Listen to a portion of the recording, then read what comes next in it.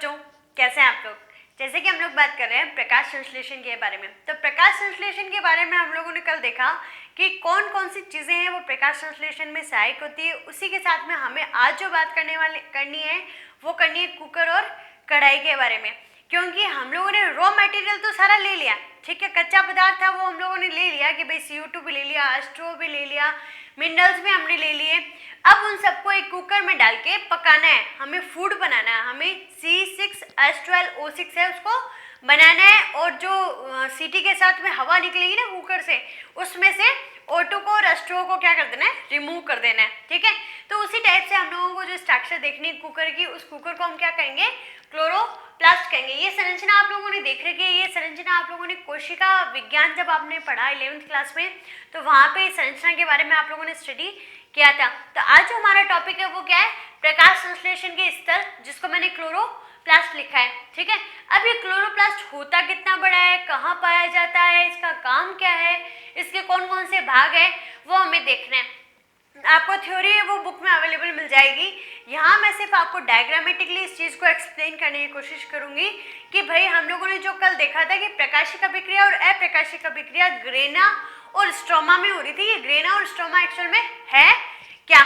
यहाँ पे जो क्वेश्चन बोर्ड के लेवल पे पूछा जाएगा वो भी मैं आपको समझा दूंगी, कौन सा क्वेश्चन है वो बोर्ड के लेवल पे पूछा जाएगा। तो यहाँ पे आप सबसे पहले देखिए कि इसका जो माप है वो दे रखा है मैंने 5 से 10 म्यू मीटर लंबाई और 2 से 2.4 म्यू मीटर इसकी चौड़ाई दे रखी है। इसकी आकृति कैसी है, लेंस के जैसी और डिस्क शेप। तो डिस्क या लेंस की आकृति की ये पाई जाती है। पाई कहाँ जाती है, पर्ण मध्योतक कोशिकाओं में। जो लीफ है, जो हमारी पत्ती होती है, उसके अंदर जो पर्ण मध्योतक कोशिकाएं पाई जाती है उसमें क्लोरोप्लास्ट है वो उपस्थित होते हैं। उसी के कारण यहाँ पे जो लीफ है उनका कलर कैसा होता है, ग्रीन कलर होता है, ठीक है।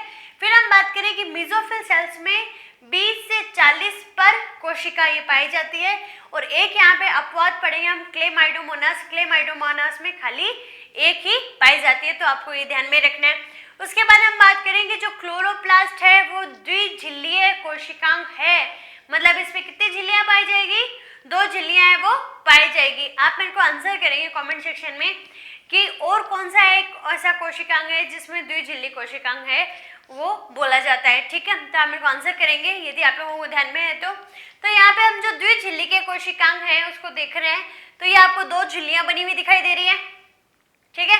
इन झिल्लियों में ये क्या है, बाहरी झिल्ली, और ये क्या है, आंतरिक झिल्ली।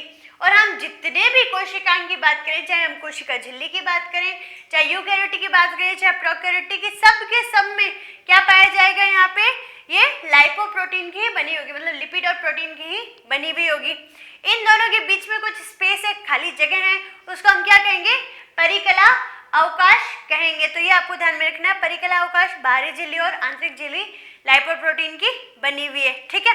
उसके बाद में हम चलते हैं इसके अंदर वाले पोर्शन पे। तो ये जो अंदर वाला आपको पोर्शन दिखाई दे रहा है, इस अंदर वाले पोर्शन में हम 2 भाग है वो मेजर पढ़ेंगे, एक तो ग्रेना और एक स्ट्रोमा, ठीक है। तो इसका जो पूरा का पूरा ये डॉटेड वाला पोर्शन आपको दिख रहा है, ये पूरा का पूरा पोर्शन है वो कौन सा है, स्ट्रोमा है। इसको हम भरण उत्तक भी बोल सकते हैं, मतलब पूरी की पूरी संरचना को भरने का काम कर रहा है, ठीक है, स्ट्रोमा वाला पोर्शन है। अब इस स्ट्रोमा में क्या क्या पाए जाते हैं, इस स्ट्रोमा में पाई जाती है द्विकुंडलित वृत्ताकार DNA, क्योंकि हम देखेंगे क्लोरोप्लास्ट और माइटोकॉन्ड्रिया खुद में ही एक बहुत बड़ा मतलब कोशिकाओं का काम करने वाला ऑर्गन होता है। तो इसके अंदर अपना खुद का भी DNA और खुद का राइबोसोम है वो भी उपस्थित होता है। तो यहाँ पे ये वृत्ताकार DNA आपको दिखाई दे रहा है, ये कौन से रीजन में, स्ट्रोमा रीजन में। उसके बाद में आपको दिखाई दे रहे होंगे यहाँ पे राइबोसोम, और राइबोसोम हमने 2 प्रकार के देखे थे, 70S और 80S।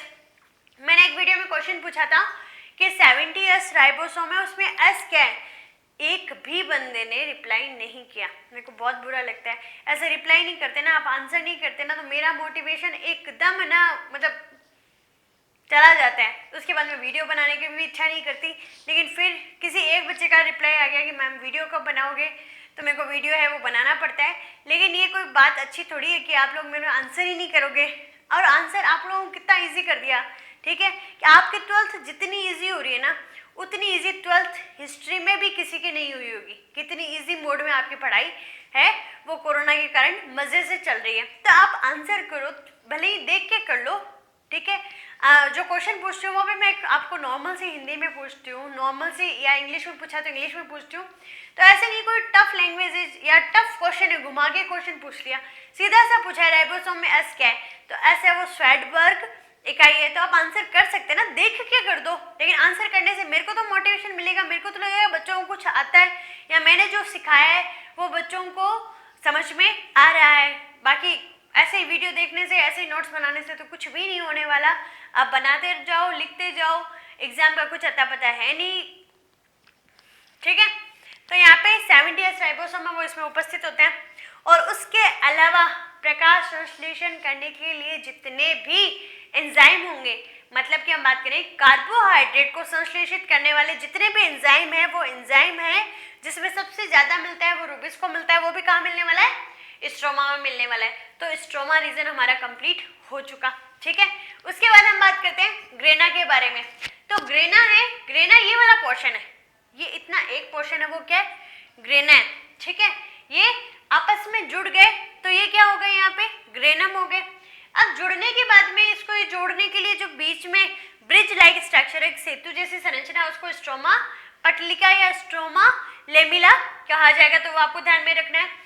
ग्रेना, यहाँ पे ये जो पोर्शन है ग्रेना, ग्रेनम जो सिंगुलर प्लूरल होते हैं, एक वचन बहुवचन, उसकी तरह है।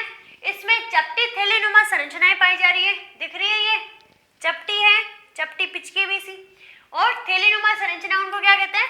थाइलेकोइड्स। और ऐसे बहुत सारे थाइलेकोइड्स है, वो सिक्के की तरह एक ढेरी बना लेंगे, उसको क्या कहेंगे हम? ग्रेनम कहेंगे, ठीक है। अब इस ग्रेनम के अंदर, थाइलेकोइड्स के अंदर यहाँ पे छोटे छोटे आपको कणिकाकार संरचनाएं दिखाई दे रही है। इन कणिकाकार संरचनाओं को क्वांटासोम कहते हैं। और हमारी बोर्ड लेवल का सिर्फ ही एकमात्र ऐसा क्वेश्चन है जो बोर्ड पेपर में पूछा जाता है कि क्वांटासोम्स क्या है, या क्वांटासोम्स में कितने प्रकाश संश्लेषी वर्णक है वो पाए जाते हैं। क्योंकि पूरा क्लोरोप्लास्ट हमारी 11th स्टैंडर्ड का है, तो 12th स्टैंडर्ड में इसका क्वेश्चन है वो नहीं पूछा जाता। तो आपको ध्यान में रखना है कि ये जो संरचना है ये क्या है? क्वांटासोम्स। इसे प्रकाश संश्लेषण की इकाई भी कहा जाता है, क्योंकि प्रकाश संश्लेषण करने वाले जितने भी वर्णक है जो हम क्लोरोफिल, कैरोटेनॉइड्स पढ़ने वाले हैं नेक्स्ट वीडियो में, वो 230 है, वो कहाँ पाए जाते हैं? यहाँ क्वांटासोम्स में पाए जाते हैं। और ये बात बताई किसने? बहुत ही इंटरेस्टिंग आदमी ने बताई, उसका नाम क्या है? पार्क और पान। कितना सही है ना कि आराम से मस्त मौसम में मस्त अपनी पढ़ाई किया, शाम का टाइम है। ऐसे बोलते हैं कि संध्या के समय आपको कुछ भी काम नहीं करना चाहिए, अपने माइंड को एकदम रिलैक्स रखना चाहिए, भगवान का जो टाइम होता है। तो उस टाइम आप यहाँ पार्क में घूमने जा सकते हैं। यदि आपको पान पसंद है तो आप पान खा सकते हैं, मेरे को तो बहुत पसंद है, पान भी पसंद है और पार्क में घूमना भी पसंद है, ठीक है। तो पार्क और पान आपको इजीली नाम याद रहने वाले हैं। यहाँ से जो क्वेश्चन का स्टैंडर्ड रहता है वो भी मैंने आपको बता दिया कैसे पूछा जाता है। बाकी थ्योरी है आप अपनी नोटबुक में पढ़ सकते हैं, जो कुछ एक्स्ट्रा नोट्स होंगे और इसकी जो पिक्चर होगी वो मैं आपको टेलीग्राम पे प्रोवाइड करवा दूंगी।